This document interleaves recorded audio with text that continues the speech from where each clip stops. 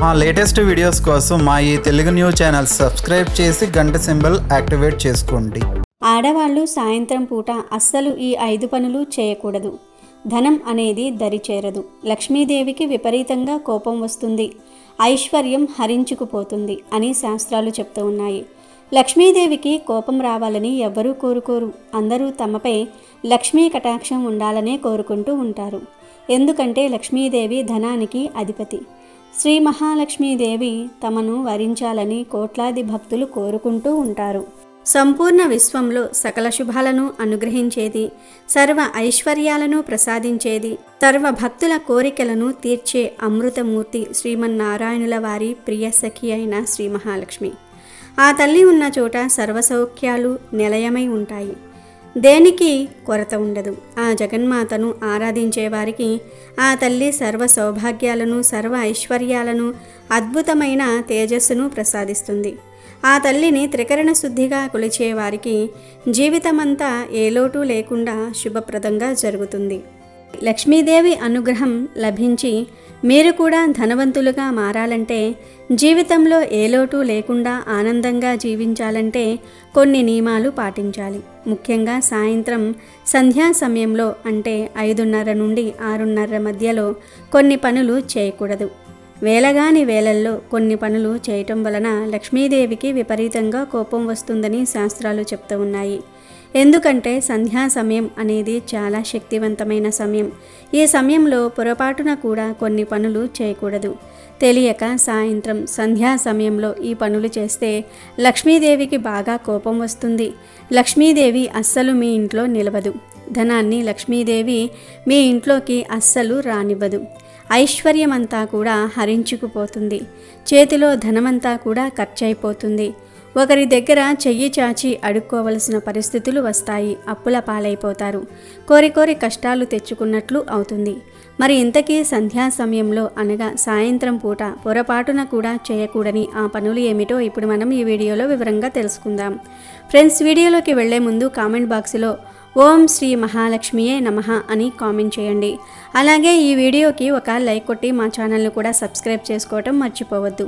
సాయంత్రం అంటే సూర్యాస్తమయం తర్వాత ఇంట్లో చీపురుతో చెత్త ఊడవకూడదు. ఊడిస్తే లక్ష్మీదేవి ఇంట్లోకి అస్సలు రాదు. అంటే ధనం కూడా ఇంట్లోకి రాదు. ఎప్పుడైనా సరే స్త్రీలు సూర్యాస్తమయ సమయానికి ముందే ఇంటిని క్లీన్ చేసుకోవాలి. అలాగే సాయంత్రం సమయంలో ఇంట్లో ఉన్న స్త్రీలతో గొడవ పడకూడదు. అది చెల్లి కావచ్చు, అక్క కావచ్చు, అమ్మ కావచ్చు, నానమ్మ కావచ్చు. ఏ స్త్రీతోనూ కూడా సంధ్యా సమయంలో గొడవ పడకూడదు. ఎందుకంటే ఈ సమయంలో లక్ష్మీదేవి ఇంటింటికి తిరుగుతూ ఉంటుంది. అలా అమ్మవారు వస్తున్నప్పుడు ఎవరైనా సరే ఆడవారిని తిట్టినా, ఆడవారిపై కోప్పడినా అమ్మవారు వారిని శపించి వెళ్ళిపోతుందని శాస్త్రం చెప్తోంది. కనుక సంధ్యా సమయంలో ఆడవారితో గొడవ పడవద్దు. ఆడవారిపై కోపాన్ని ప్రదర్శించవద్దు. ఆడవారు కూడా సంధ్యా సమయంలో ఎవ్వరితో గొడవ పడకుండా ప్రశాంతంగా ఉండాలి. ఇక సూర్యాస్తమయ సమయంలో చేయకూడని 3వ పని ఏమిటంటే నిద్రపోకూడదు. సాయంత్రం పూట ఇంట్లో ఎవ్వరూ పడుకోకూడదు. ముఖ్యంగా స్త్రీలు అస్సలు పడుకోకూడదు. కావాలంటే మధ్యాహ్నం సమయంలో 1 గంట సేపు కునుకు తీసినా పర్వాలేదు, కానీ సాయంత్రం సంధ్యా సమయంలో మాత్రం అస్సలు పడుకోకూడదు. లక్ష్మీదేవికి విపరీతంగా కోపం వస్తుంది. 4వ పని ఏమిటంటే సాయంత్రం సంధ్యా సమయంలో ఎట్టి పరిస్థితుల్లో ఆహారం తినకూడదు. ఈ సమయంలో భోజనం చేస్తే బద్ధకం పెరుగుతుంది. ఈ టైంలో స్నాక్స్ లాంటివి కూడా తినకుండా ఉండాలని పెద్దలు చెప్తూ ఉన్నారు. కాదని తింటే కష్టాలు అనుభవిస్తారు. కాబట్టి సంధ్యా సమయంలో భోజనం చేయవద్దు. అలాగే సంధ్యా సమయంలో డబ్బుకు సంబంధించిన ఎలాంటి లావాదేవీలు జరపకూడదు. సంధ్యా సమయంలో పెరుగు, పాలు, ఉప్పు, నూనె లాంటివి ఎవ్వరికీ అప్పుగా కూడా ఇవ్వకూడదు. ఇస్తే లక్ష్మీదేవి మీ ఇంటి నుండి వెళ్ళిపోతుందని శాస్త్రం చెప్తోంది. అలాగే సంధ్యా సమయంలో భార్యాభర్తలు శారీరకంగా కలవకూడదు. తెలియక సంధ్యా సమయంలో ఈ తప్పు చేస్తే దరిద్రం పడుతుంది, సంతాన సమస్యలు వస్తాయని శాస్త్రాలలో ఉంది. అంతేకాదు సంధ్యా సమయంలో భార్యాభర్తలు కలిస్తే లక్ష్మీదేవి అనుగ్రహం కూడా తగ్గిపోతుంది, కష్టాల పాలవుతారు. ఇంకొక విషయం ఏమిటంటే సంధ్యా సమయంలో అనగా సాయంత్రం 5:30 నుండి 6:30 మధ్యలో స్త్రీలు జడ వేసుకోవటం లేదా జుట్టు విరబూసుకుని తిరగటం వంటి పనులు చేయకూడదు. ఈ సమయంలో స్త్రీలు జడ వేసుకున్న, ఇంట్లో జుట్టు విరబూసుకొని తిరిగిన లక్ష్మీదేవి ఆగ్రహానికి గురి అవుతారు. అనారోగ్య సమస్యలు వస్తాయి. ఇంట్లోని ధనమంతా కూడా ఖర్చయిపోతుంది. అప్పుల పాలైపోతారు. ఐశ్వర్యమంతా కూడా హరించుకుపోతుంది. అదేవిధంగా సంధ్యా సమయంలో స్త్రీలు ఇంట్లో కన్నీరు పెట్టకూడదు. అంటే ఈ సమయంలో స్త్రీలను బాధ పెట్టకూడదు. అనరాని మాటలు అనకూడదు. స్త్రీని ఎప్పుడైనా సరే లక్ష్మీ స్వరూపంగా భావించాలి. ముఖ్యంగా సంధ్యా సమయంలో స్త్రీలు ఏడవకుండా ఉండేలాగా పురుషులే చూసుకోవాలి. సంధ్యా సమయంలో స్త్రీలను అంటే భార్యను కావచ్చు, చెల్లెల్ని కావచ్చు, అక్కను కావచ్చు, అమ్మను కావచ్చు, మీ ఇంట్లో ఏ స్త్రీ ఉంటే ఆ స్త్రీని ఆనందంగా ఉంచాలి. అలా ఆనందంగా ఉంచితే సంపూర్ణ లక్ష్మీ కటాక్షం కలుగుతుంది. అలా కాకుండా సంధ్యా సమయంలో స్త్రీలను ఏడిపిస్తే లక్ష్మీదేవి శపిస్తుంది, సంపదలను హరించి వేస్తుంది. కనుక ఎవ్వరూ కూడా సంధ్యా సమయంలో ఈ తప్పు చేయవద్దు. కాబట్టి సంధ్యా సమయంలో అందరూ కూడా ఈ పనులు చేయకుండా జాగ్రత్తగా ఉండండి. లేదంటే లక్ష్మీదేవి కోపానికి గురి అవుతూ ఉంటారు. ధనం అనేది దరిచేరదు. అప్పుల పాలైపోతారు. ధనం అనేది దరిచేరదు. కష్టాలు ఎదురవుతూ ఉంటాయి. సంధ్యా సమయంలో ప్రకృతిలో పాజిటివ్ ఎనర్జీ ఎక్కువగా ఉంటుంది. ఆ పాజిటివ్ ఎనర్జీని అందిపుచ్చుకోవాలంటే దీపారాధన కానీ, పూజ కానీ, ధ్యానం కానీ చేయాలి. కాబట్టి ఏ సమయంలో ఏ పనులు చేయకూడదో తెలుసుకొని ఆ పనులు చేయకుండా ఉండటం వలన లక్ష్మీదేవి ఆగ్రహానికి గురి కాకుండా ఉంటారు. పూర్వము రంగాపురం అనే గ్రామంలో ధర్మయ్య అనే ఆసామి కలడు. ఆయన భార్య సుమలత. వారిద్దరూ ధర్మబుద్ధి కలవారు, పాపభీతి, లక్ష్మీదేవిపై భక్తి కలవారు. వారు వ్యాపారంలో బాగా సంపాదించటమే కాక దాన ధర్మాలు చేయటంలో కూడా కీర్తి ప్రతిష్టలు గడించారు. పేదలకు భోజనం పెట్టందే తినేవారు కాదు. ధర్మయ్య సుమలత దంపతులకు 3 కుమారులు కలిగి యుక్త వయసుకు వచ్చారు. ఆ 3 విద్యాబుద్ధులు నేర్చుకున్నారు. పెద్దవాడికి వివాహము చేశారు.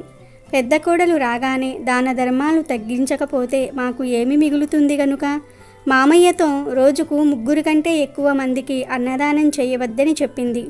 దానికి సరేనన్నారు ధర్మయ్య, సుమలత. ఇక 2వ కొడుకుకి కూడా పెళ్లి చేశారు. 2వ కోడలు రాగానే 2 కంటే ఎక్కువ మందికి అన్నం పెట్టడానికి వీల్లేదంది.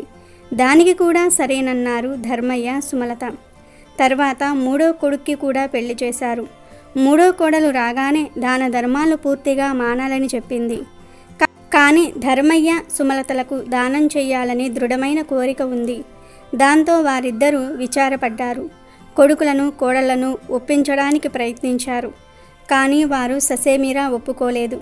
దాంతో వారి కీర్తి ప్రతిష్టలకు భంగం కలిగినందువల్ల అక్కడ ఉండలేక తీర్థయాత్రలకని చెప్పి ధర్మయ్య, సుమలత కొంత పైకము తీసుకుని వెళ్ళిపోయారు. తీర్థయాత్రలు చేస్తూ వెళ్తున్న వారికి గోదావరి నదీ తీర ప్రదేశంలో పాడుబడిన ఒక లక్ష్మీదేవి ఆలయము కనిపించింది. వారిద్దరూ అక్కడే ఆశ్రమం నిర్మించుకుని తమకు తెలిసిన ఆకుపసర్లతో పేద ప్రజలకు వైద్యం చేయసాగారు. ధర్మయ్య హస్తవాసి వల్ల కొంతకాలంలోనే వారికి మంచి పేరు వచ్చింది. దూర ప్రాంతం నుండి కూడా జనాలు రావటం ప్రారంభించారు. ధర్మయ్య ఎవ్వరినీ ఏమీ అడగనప్పటికీ కూడా లక్ష్మీదేవి అనుగ్రహం ఉండటం వలన డబ్బు విపరీతంగా వచ్చింది. ఆ ధనంతో కూలీలను పెట్టి అమ్మవారి ఆలయము నిర్మించాలనే ఆలోచన కలిగింది ఆ దంపతులకు. అలాగే వచ్చిన వారందరికీ సుమలత భోజనం పెట్టి పంపేసింది. అతిథి సేవ చేసేది. అలా వారికి ఏ లోటు లేకుండా జరిగిపోతోంది. కొంతకాలము గడిచేసరికి ధర్మయ్య కొడుకులు ఆస్తి పోగొట్టుకుని వీధుల పాలయ్యారు. దేశాటనకు బయలుదేరగా గోదావరి నదీ తీర ప్రాంతంలో ఆలయము నిర్మిస్తున్నారని విని అక్కడికి వెళ్ళారు. అక్కడికి వచ్చిన కొడుకుల్ని, కోడల్ని దూరం నుంచే సుమలత గుర్తించింది. వారిని రమ్మని పిలిచింది. పెద్ద కోడలిని పిలిచి రోజుకు 3 కంటే పెట్టరమ్మా అని, 2వ కోడలితో 2 కంటే పెట్టరమ్మా అని, 3వ కోడలితో ఎవ్వరికీ పెట్టరమ్మా అనగానే 3 కోడళ్ళు నిశ్చేష్టులయ్యారు. ఆవిడ అత్తగారే అని గుర్తించి క్షమించమని ప్రార్థించారు. సుమలత వారందరినీ దగ్గరకు తీసుకుని వారికి పట్టిన ఆ దుస్థితికి విచారించింది. ధర్మయ్య తన కొడుకుల్ని దగ్గరికి పిలిచి తన దగ్గరే ఉంచుకున్నాడు. తర్వాత వారు కూడా కష్టపడి పనిచేస్తూ దాన ధర్మాలు చేస్తూ లక్ష్మీదేవి కటాక్షాన్ని పొంది సంతోషంగా జీవించారు. కాబట్టి మనకి ఉన్నదానిలో ఎప్పుడూ దాన ధర్మాలు చేయాలి, అప్పుడే లక్ష్మీ కటాక్షం కలుగుతుంది అనే నీతిని ఈ కథ ద్వారా గ్రహించాలి. ఇంట్లో ఖాళీగా ఉంచకూడని 5 వస్తువులు ఇవే. ఎవరైతే ఈ వస్తువులను ఖాళీగా ఉంచుతారో వారి ఇంట్లో నుండి లక్ష్మీదేవి బయటకు వెళ్ళిపోతుంది. ఇక వారి దగ్గర ఉన్న ధనమంతా కరిగిపోతుంది, పేదరికంలోనికి వెళ్ళిపోతారు. కనుక ఎప్పుడూ ఈ 5 వస్తువులను ఖాళీగా ఉంచవద్దు. ఈ వస్తువులను ఖాళీగా ఉంచితే ఇంట్లోకి దరిద్రం వస్తుంది. వాస్తు ప్రకారం చూసుకున్నా కూడా కొన్ని ఖాళీ వస్తువులు నెగిటివ్ ఎనర్జీని ఆకర్షిస్తాయని శాస్త్రాలు చెప్తూ ఉన్నాయి. సాఫీగా సాగిపోతున్న జీవితంలో అకస్మాత్తుగా కష్టాలు వస్తే ఒకసారి మీ ఇంటిలోని వస్తువులను శ్రద్ధగా చెక్ చేయండి. ఎందుకంటే కొన్ని వస్తువులను ఖాళీగా ఉంచితే మీ జీవితంపై ప్రతికూల ప్రభావాలు పడతాయి. కష్టాలు రాకుండా ఉండాలంటే, అదృష్టం మిమ్మల్ని వరించాలంటే ఇంట్లో ఈ 5 వస్తువులను ఎప్పుడూ ఖాళీగా ఉంచకూడదు. మరి ఆ 5 వస్తువులు ఏమిటో ఇప్పుడు మనం ఈ వీడియోలో వివరంగా తెలుసుకుందాం. ఖాళీగా ఉంచకూడని మొట్టమొదటి వస్తువు బియ్యం డబ్బా. వాస్తు శాస్త్రం ప్రకారం ధాన్యం నిల్వ ఉంచే డబ్బాలు అంటే పప్పు డబ్బాలు, బియ్యం డబ్బాలను ఎప్పుడూ ఖాళీగా ఉంచకూడదు. ఆ డబ్బాలో ఎప్పుడూ కొంచెమైనా సరే ధాన్యం ఉండేలాగా చూసుకోవాలి. ఎందుకంటే బియ్యం డబ్బా కానీ పప్పుల డబ్బా కానీ ఖాళీ అయితే లక్ష్మీదేవి కూడా మీ ఇంటిని ఖాళీ చేసి వెళ్ళిపోతుంది. ధాన్యం అంటే లక్ష్మీదేవికి చాలా ప్రీతి. ఇక్కడ ధాన్యం అంటే బియ్యం ఒక్కటే కాదు, పప్పు దినుసులు కూడా లెక్కలోనికి వస్తాయి.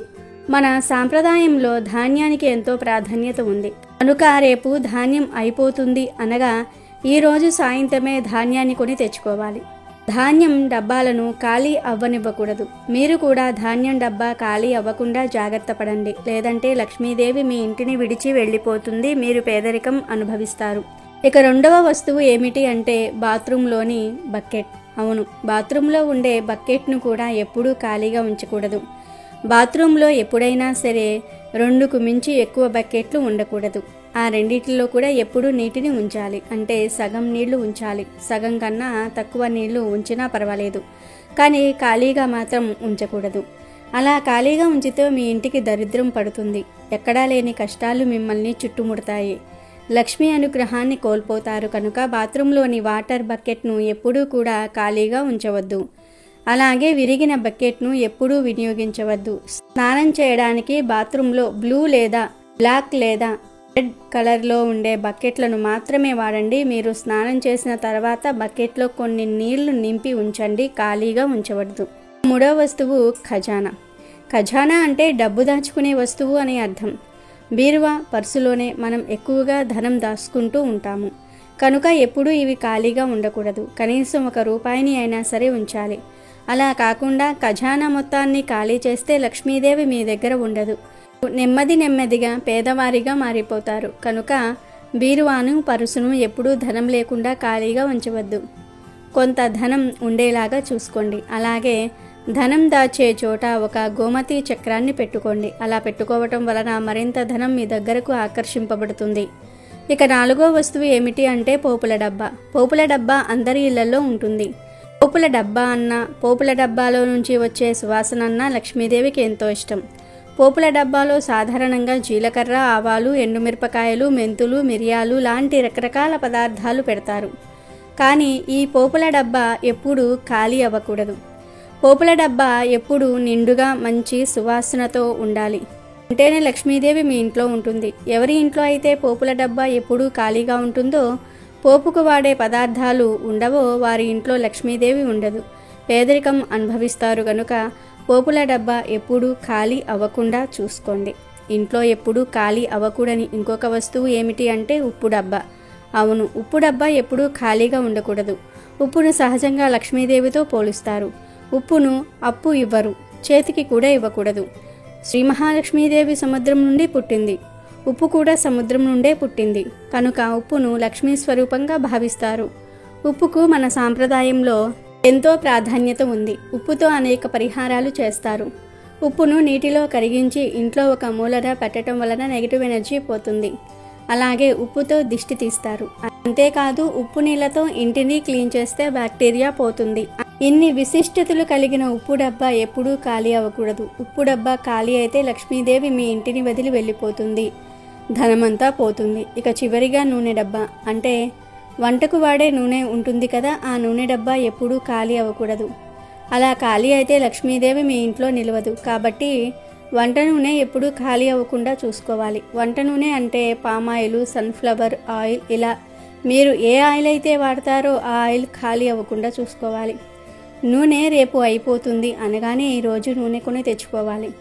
ఇలా వంట నూనె ఎప్పుడూ ఖాళీ అవ్వకుండా చూసుకోవటం వలన లక్ష్మీదేవి మీ ఇంట్లో తిష్ట వేస్తుంది. కష్టాలు రావు, పేదరికం అనేది మీ దరి చేరదు. ఎప్పుడూ మీ కుటుంబం అంతా సంతోషంగా ఉంటుంది. ఇంట్లో ఖాళీగా ఉండకూడని వస్తువులు ఇవే కనుక మీరు కూడా ఈ వస్తువులు ఖాళీ అవ్వకుండా జాగ్రత్త పడండి. లేదంటే లక్ష్మీదేవి మీ ఇంటిని వదిలి వెళ్ళిపోతుంది. మీరు పేదరికం అనుభవిస్తారు. వీడియో నచ్చితే లైక్ చేయండి, షేర్ చేయండి, బట్ సబ్స్క్రైబ్ చేసుకోవడం మర్చిపోవద్దు.